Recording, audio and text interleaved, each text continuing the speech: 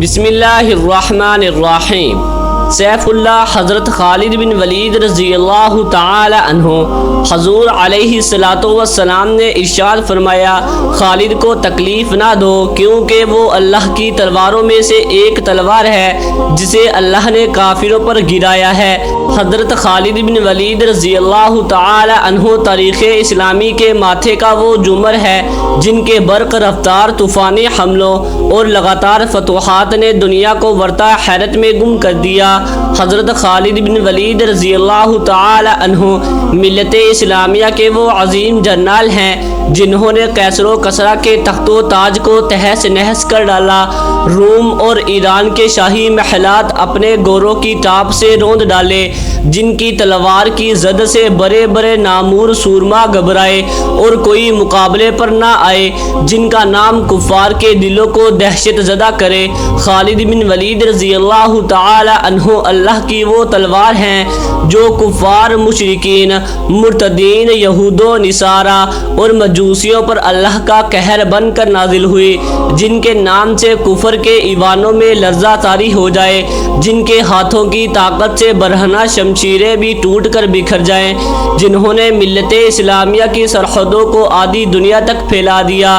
خالد بن ولید رضی اللہ تعالی عنہ عزم و ہمت، شجاعت و بہادری، طاقت و جواں مردی کا عظیم پیکر ہے، جن کا وجود فتح کی علامت، نصرت کا نشان، مسلمانوں کی آن، مجاہدین کی شان، اللہ کے نبی صلی اللہ تعالی علیہ وسلم کا پیارا، صدیق اکبر رضی اللہ تعالی عنہ کی آنکھوں کا تارا، حلقہ یارہ میں ریشم کی طرح نرم، رزم حق و باطل میں فولاد کی طرح سخت، فتح و نصرت، عاجزی و انکساری اور عطیت و فرما برداری کا یہ عالم کے امیر المؤمنین فاروق اعظم رضی اللہ تعالی عنہ نے جب معزول کر دیا تو لمحہ بھر میں سپہ سالار سے سپاہی بن کر رہتی دنیا کے لیے مثال بن گئے۔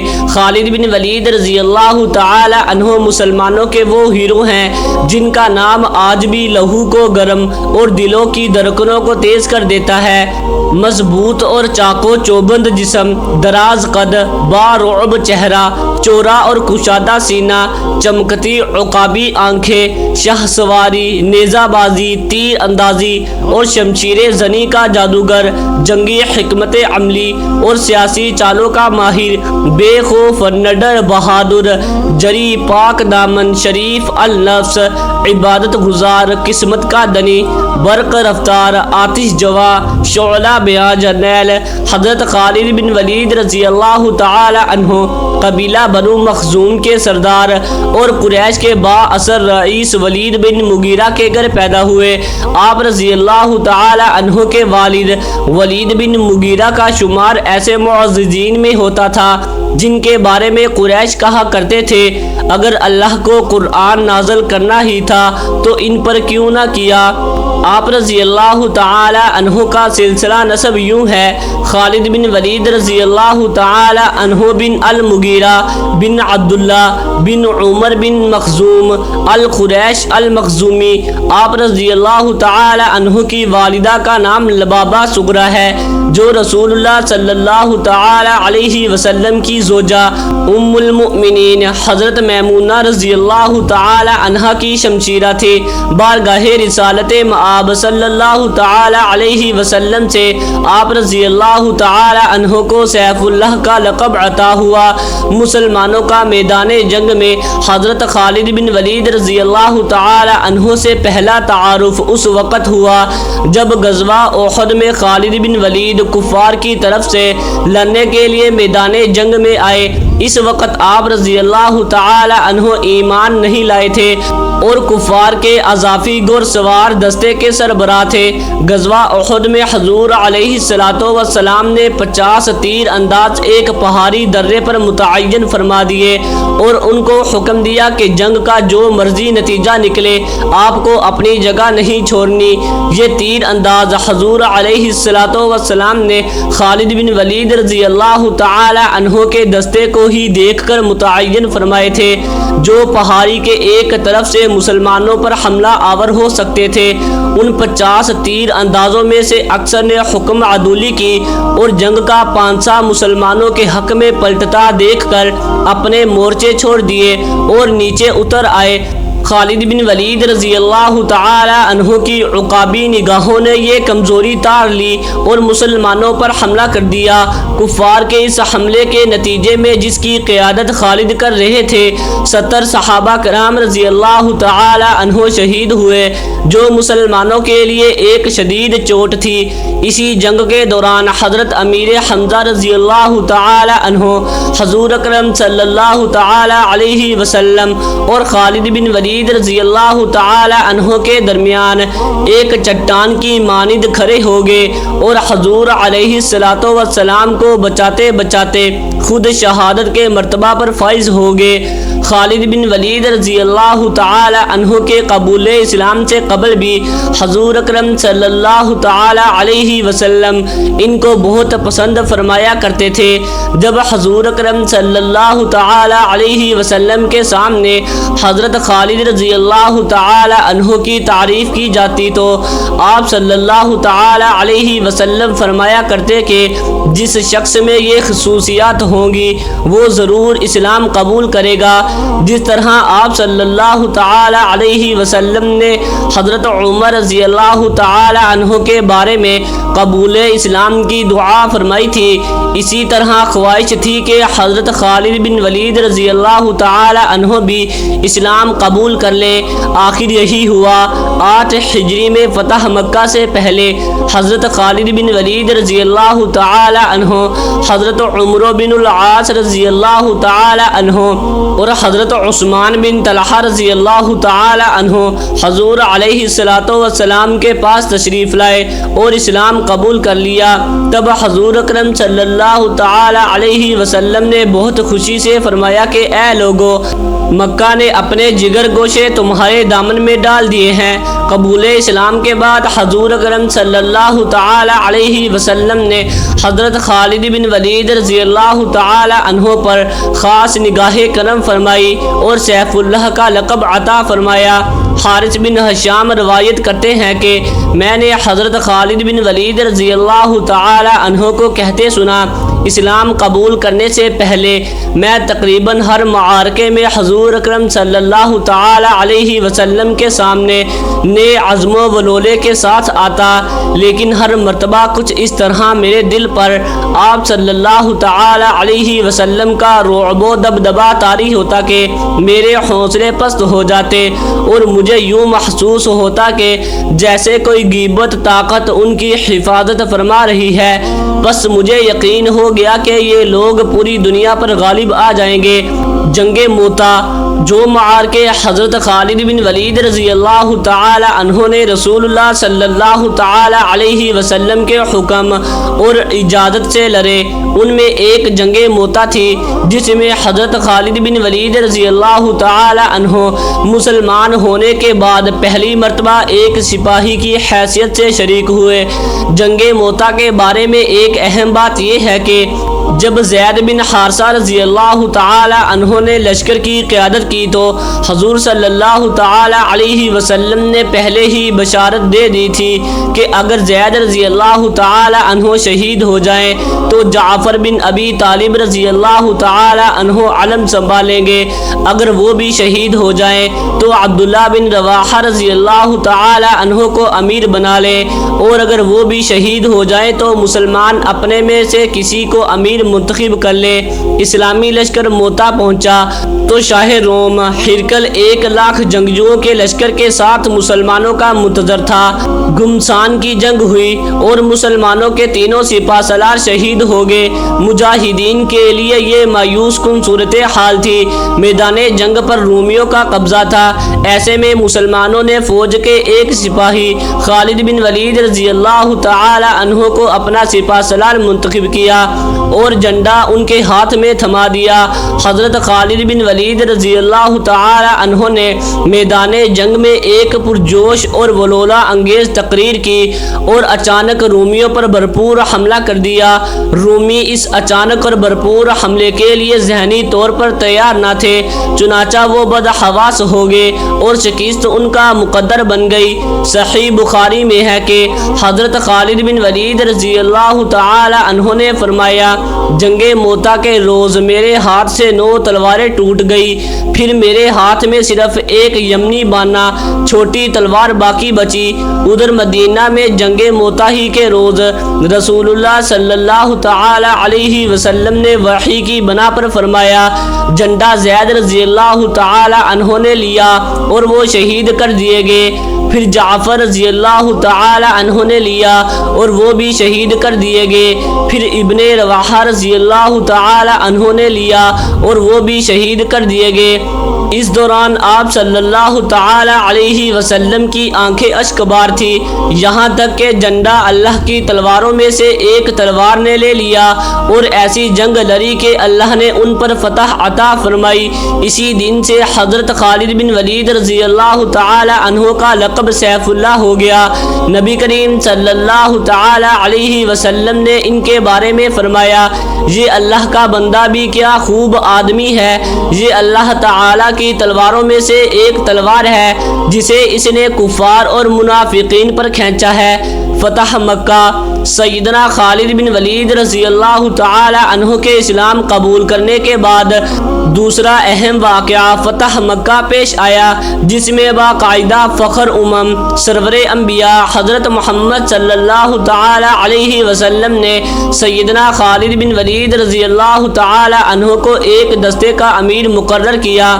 20 رمضان المبارک 8 ہجری کو فتح مکہ کے موقع پر رسول اللہ صلی اللہ تعالی علیہ وسلم نے وادی ذی طویٰ میں لشکر کی تربیت و تقسیم فرمائی۔ حضرت خالد بن ولید رضی اللہ تعالی عنہ کو بنو سلیم، بنو غفار، بنو خزیمہ اور کچھ دوسرے عرب قبائل کی قیادت کرتے ہوئے مکے کے بالائی علاقے کی جانب سے شہر میں داخل ہونے کا حکم دیا اور فرمایا، اگر قریش میں سے کوئی آرے آئے تو اپنی تلوار کے جوہر دکھانے کی اجازت ہے، اور اگر کوئی مزاحمت نہ ہو تو اپنی جانب سے کسی سے مقابلہ کرنے میں پہل نہ کرنا۔ ہماری یہ کوشش ہونی چاہیے کہ ہم بغیر خون بہائے پرامن طریقے سے مکہ مکرمہ میں داخل ہوں اور اس مبارک شہر کی حرمت کو پامال کرنے کی نوبت ہی نہ آئے۔ حضرت خالد بن ولید رضی اللہ تعالی عنہ اور ان کے رفقا کی راہ میں جو مشرک آیا اسے جہنم رسید کرتے کوہ صفا پر رسول اللہ صلی اللہ تعالی علیہ وسلم سے جا ملے۔ اس موقع پر حضرت خالد بن ولید رضی اللہ تعالی عنہ سے جرپ میں 12 مشرک مارے گئے، جبکہ 2 صحابی رضی اللہ تعالی عنہ شہید ہوئے، وہ بھی راستہ بھول کر لشکر سے جدا ہو جانے کی وجہ سے۔ فتح مکہ کو ابھی 5 دن ہی گزرے تھے کہ حضور اکرم صلی اللہ تعالی علیہ وسلم نے حضرت خالد رضی اللہ تعالی عنہ کو 30 مجاہدین کے لشکر کا امیر بنا کر مقام نخلا کی جانب روانہ کیا تاکہ وہاں مشرکین عرب کے عزا نامی بت کو گرا سکے۔ عزا قریش مکہ کا ایک مشہور اور بڑا بت تھا جس کی پوجا بڑے اہتمام کے ساتھ کی جاتی تھی۔ جذبہ توحید سے سرشار حضرت خالد بن ولید رضی اللہ تعالی عنہ نے بت کے پرخچے اڑا دیے۔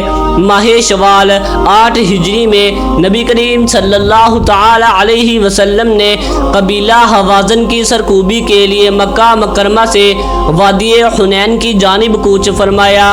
آپ صلی اللہ تعالی علیہ وسلم کے ساتھ 12,000 جنگجو تھے، 10,000 وہ جو فتح مکہ کے وقت آپ صلی اللہ تعالی علیہ وسلم کے ہمراہ تھے، اور 2000 مکہ کے 9 مسلم۔ حضرت خالد بن ولید رضی اللہ تعالی عنہ بھی ایک لشکر کے سالار کی حیثیت سے ساتھ تھے۔ اللہ نے مسلمانوں کو فتح نصیب فرمائی اور بہت سا مال غنیمت ہاتھ آیا۔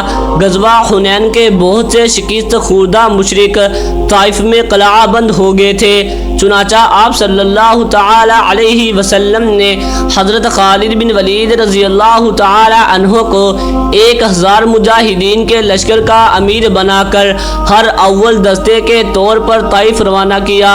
پھر آپ صلی اللہ تعالی علیہ وسلم نے بقیہ فوج کے ساتھ خود بھی طائف کا رخ فرمایا۔ حوازن کی شکست خوردہ فوج طائف جا کر پناہ گزین ہو گئی اور جنگ کی تیاریاں کرنے لگی۔ رسول اللہ صلی اللہ تعالی علیہ وسلم نے وہاں پہنچ کر ان سے جنگ کرنے کا ارادہ کیا۔ سیدنا خالد رضی اللہ تعالی عنہ زخمی ہونے کے باوجود جنگ میں شامل تھے اور بدستور لشکر کے افسر تھے۔ اسلامی لشکر کی تعداد 12000 تھی۔ طائف پہنچ کر قلعے کا محاصرہ کر لیا گیا اور سیدنا خالد رضی اللہ تعالی عنہ بار بار کفار کو نعرہ لگا کر مقابلے کے لیے دعوت دیتے تھے، لیکن کوئی جواب نہیں دیتا تھا۔ بار بار کے چیلنج کے بعد قبیلہ ثقیف کے سردار عبدیہ لئی نے جواب دیا، ہم میں سے کوئی شخص تمہارے مقابلے کے لیے نہیں اترے گا، ہم بدستور قلعے میں مقیم رہیں گے کیونکہ ہمارے پاس اتنا سامان خورد و نوش موجود ہے جو 2 سال کے لیے کافی ہے۔ چونکہ طائف والوں سے کوئی خطرہ نہ تھا، لہٰذا رسول اللہ صلی اللہ تعالی علیہ وسلم نے محاصرہ اٹھا لیا۔ غزوہ تبوک میں دشمن کو مسلمانوں کے مقابل ہونے کی ہمت نہ پڑی، بلکہ آس پاس کے عیسائی حاکموں نے آپ صلی اللہ تعالی علیہ وسلم کی خدمت میں حاضر ہو کر عطیت قبول کر لی۔ پاس کی ایک ریاست دومت الجندل کا عرب حاکم عقیدر قیصر روم کے اثر میں تھا۔ حضور اکرم صلی اللہ تعالی علیہ وسلم نے حضرت خالد بن ولید رضی اللہ تعالی عنہ کو 400 سوار دے کر اس کو مطیع کرنے کے لیے بھیجا۔ حضرت خالد بن ولید رضی اللہ تعالی عنہ نے عقیدر کو شکست دی اور گرفتار کر کے اپنے ساتھ لے آئے۔ آپ صلی اللہ تعالی علیہ وسلم نے اس کو چند شرائط پر معافی دے دی۔ اس مہم کے سلسلے میں مسلمانوں کو جن تکلیفوں اور مصیبتوں کا سامنا کرنا پڑا، ان کی بنا پر اس کو جیش العسرہ اور غزوۃ العسرہ بھی کہا جاتا ہے۔ جنگ یمامہ ذی الحجہ 11 ہجری کو خلیفہ اول سیدنا صدیق اکبر رضی اللہ تعالی عنہ نے حضرت خالد بن ولید رضی اللہ تعالی عنہ کو 13000 مجاہدین کے لشکر کا امیر بنا کر نبوت کے جھوٹے دعوے دار مسیلمہ کذاب کی سرکوبی کے لیے روانہ کیا۔ مسیلمہ اپنے قبیلے ربیعہ کے 40000 جنگجوؤں کے لشکر کے ساتھ یمامہ کے مقام پر مسلمانوں کے مد مقابل آیا۔ اس موقع پر حضرت خالد بن ولید رضی اللہ تعالی عنہ نے بہترین جنگی حکمت عملی، سیاسی بصیرت اور ولولہ انگیز تقاریر کے ذریعے مجاہدین میں شوق شہادت کو بڑھاوا دیا اور پھر بفر شیر کی طرح مسیلمہ کی فوج کے پرخچے اڑا دیے۔ حضرت امیر حمزہ رضی اللہ تعالی عنہ کے قاتل وحشی نے اپنا نیزہ مسیلمہ کے سینے میں اتار کر اسے جہنم رسید کر دیا۔ حضرت خالد بن ولید رضی اللہ تعالی عنہ عراق اور ایران میں ابھی حضرت خالد رضی اللہ تعالی عنہ جنگ یمامہ سے فارغ ہی ہوئے تھے کہ حضرت صدیق اکبر رضی اللہ تعالی عنہ نے آپ رضی اللہ تعالی عنہ کو عراق اور ایران کی جانب پیش قدمی کا حکم صادر فرمایا۔ چنانچہ محرم 12 ہجری میں حضرت خالد رضی اللہ تعالی عنہ عراق کے علاقے ابلا کو فتح کرتے ہوئے ایرانی صوبے حضیر جا پہنچے۔ اس صوبہ کا حاکم ہرمز نہایت دلیر جنگجو سردار تھا، جس کی داغ عرب، عراق، ایران اور ہندوستان تک بیٹھی ہوئی تھی، کیونکہ اس کے جنگی بیر ہندوستان پر بھی حملہ آور ہو چکے تھے۔ ہرمز کی مدد کے لیے شاہ ایران نے مزید 1,00,000 فوج بھیج دی، جبکہ اسلامی لشکر صرف 13,000 مجاہدین پر مشتمل تھا۔ یہاں حضرت خالد رضی اللہ تعالی عنہ نے ایک اور جنگی حکمت عملی اپنائی اور سب سے پہلے خود میدان جنگ میں گئے۔ اپنے گورے کو ہرمز کے خیمے کے پاس کھڑا کر کے اسے مقابلے کی دعوت دی۔ وہ باہر نکلا، دونوں میں دو بدو لڑائی ہوئی، اور پھر حضرت خالد رضی اللہ تعالی عنہ نے اسے زمین پر گرا دیا اور اس کے سینے پر سوار ہو کر سر تن سے جدا کر دیا۔ یہ سب اتنا اچانک اور تیزی سے ہوا کہ ایرانی فوج بدحواس ہو کر بھاگ نکلی۔ اس جنگ میں بہت زیادہ مال غنیمت اور ہیرے جواہرات مسلمانوں کے ہاتھ لگے۔ حضرت خالد رضی اللہ تعالی عنہ نے عراق میں 2 سال قیام کیا۔ فوج اور سامان حرب کی قلت کے باوجود ان 2 برسوں میں 15 جنگیں لڑی اور سرزمین عراق کو دشمنوں سے پاک کر دیا۔ جنگ یرموک خالد رضی اللہ تعالی عنہ کی قیادت میں لڑی جانے والی اس جنگ میں رومی جرنیل حامان 2,40,000 کا لشکر لے کر میدان میں اترا، جبکہ مجاہدین کی تعداد 40,000 تھی۔ مسلمان نہایت جم کر لڑے اور فتح نصیب ہوئی۔ اس جنگ میں 1,30,000 رومی مارے گئے۔ دمشق کی فتح حضرت خالد رضی اللہ تعالی عنہ کی قیادت میں مسلمانوں نے دمشق کو فتح کر لیا اور مدینہ میں خلیفۃ الرسول حضرت ابوبکر صدیق رضی اللہ تعالی عنہ کی وفات کے بعد امیر المؤمنین حضرت عمر رضی اللہ تعالی عنہ ان کی جگہ خلیفہ مقرر ہوئے۔ دمشق کی جنگ کے دوران ہی حضرت عمر رضی اللہ تعالی عنہ نے ایک مکتوب حضرت ابو عبیدہ رضی اللہ تعالی عنہ کو لکھا، جس میں حضرت خالد رضی اللہ تعالی عنہ کی کمانڈر ان چیف کی حیثیت سے معزولی کے احکامات تھے، اور حکم دیا گیا کہ حضرت ابو عبیدہ بن جراح رضی اللہ تعالی عنہ مسلمانوں کے نئے کمانڈر ہوں گے۔ امیر المؤمنین حضرت عمر رضی اللہ تعالی عنہ کے حکم کی تعمیل کی گئی اور آپ رضی اللہ تعالی عنہ کو معزول کر کے عام سپاہی بنایا جا رہا تھا، تو آپ رضی اللہ تعالی عنہ اس حکم کو سر آنکھوں پر تسلیم کرتے ہوئے فرماتے ہیں، اگر میں عمر رضی اللہ تعالی عنہ کے لیے لڑتا تھا تو اب نہیں لڑوں گا، لیکن اگر میں اللہ رب العزت کے لیے لڑتا تھا تو اسی طرح ایک سپاہی کی حیثیت سے بھی اپنی ذمہ داریاں سر انجام دیتا رہوں گا۔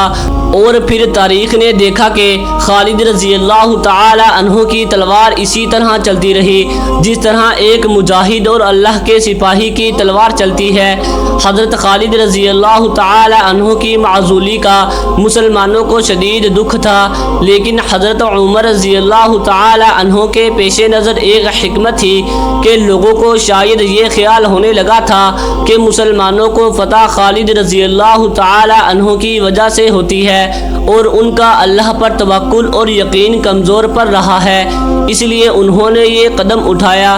سیدنا عمر رضی اللہ تعالی عنہ کو یہ دکھانا چاہتے تھے کہ فتح بس اللہ کی مدد سے ہوتی ہے۔ خالد رضی اللہ تعالی عنہ کی شجاعت اور بہادری پر نہیں، اللہ ہر حال میں اپنے دین کی حفاظت کرتا ہے، چاہے حضرت خالد رضی اللہ تعالی عنہ ہو یا نہ ہو۔ حضرت عمر رضی اللہ تعالی عنہ نے مسلمانوں کو اللہ پر توکل سکھانے کی خاطر کچھ عرصے کے لیے حضرت خالد رضی اللہ تعالی عنہ کو عہدے سے ہٹا دیا۔ آپ رضی اللہ تعالی عنہ کی وفات 21 ہجری کی ایک غمناک رات تھی، جب حمص شہر میں بسترے مرگ پر لیٹے ہوئے دنیا کے سب سے عظیم سپہ سالار اور فاتح حسرت و یاس کی تصویر بنے کہہ رہے تھے، اللہ گواہ ہے کہ میں نے 100 سے زیادہ جنگوں میں شرکت کی، میرے جسم کا کوئی حصہ ایسا نہیں جہاں تیر کے نشان اور نیزے کے گھاؤ نہ ہوں، مگر ہائے افسوس کہ آج میں میدان جنگ کی بجائے بستر پر مر رہا ہوں۔ حضرت خالد رضی اللہ تعالی عنہ کا انتقال ہوا تو ان کے ورثے میں ایک غلام، ایک گورا اور سامان حرب کے سوا کچھ نہ تھا۔ راہ خدا میں شہادت کی طلب ہی ان کا مقصد حیات تھا۔ ان کی جان اللہ کی راہ میں وقف تھی اور مال بھی اللہ تعالی کی راہ میں صرف ہوا۔ انہوں نے اپنے مقصد کے مقابلے میں اپنی زندگی کو کبھی عزیز نہیں رکھا۔ ان کی شدید خواہش کے باوجود انہیں شہادت نصیب نہیں ہوئی، مطلب کوئی بھی اللہ کی تلوار کو نہ توڑ سکا۔ اسی طرح طالب مولا کو جہاد اکبر یعنی نفس کے خلاف جہاد میں اتنا جری اور قوی ہونا چاہیے کہ نفس، دنیا اور شیطان اسے توڑ نہ سکے۔ جب حضرت عمر رضی اللہ تعالی عنہ کو ان کی وفات کی اطلاع ملی تو بے حد غمگین ہوئے اور فرمایا، مسلمانوں کو ایسا نقصان پہنچا ہے جس کی تلافی ناممکن ہے۔ حضرت خالد رضی اللہ تعالی عنہ ایسے جرنیل تھے کہ اب شاید ہی کوئی ان کی جگہ لے سکے، وہ دشمن کے لیے مصیبت تھے۔ عالم اسلام میں آج بھی اگر کوئی تبدیلی لانا چاہتا ہے تو جب تک اس کے وجود میں پر اسرار عنصر شامل نہ ہوگا، جس کا ذکر علامہ اقبال رحمۃ اللہ علیہ نے اپنے کلام میں کیا ہے، وہ یہ کام سر انجام نہیں دے سکے گا۔ یہ غازی، یہ تیرے پر اسرار بندے جنہیں تو نے بخشا ہے ذوق خدائی، دو نیم ان کی ٹھوکر سے صحرا و دریا، سمٹ کر پہاڑ ان کی ہیبت سے رائی، شہادت ہے مطلوب و مقصود مومن، نہ مال غنیمت نہ کشور کشائی۔ امید ہے کہ آپ کو ویڈیو اچھی لگی ہوگی۔ ویڈیو اچھی لگی ہے تو ویڈیو کو لائک ضرور کر دیں اور چینل کو بھی سبسکرائب کر دیں تاکہ اس طرح کی انفارمیٹیو ویڈیوز آپ کے پاس بر وقت پہنچتی رہیں۔ شکریہ۔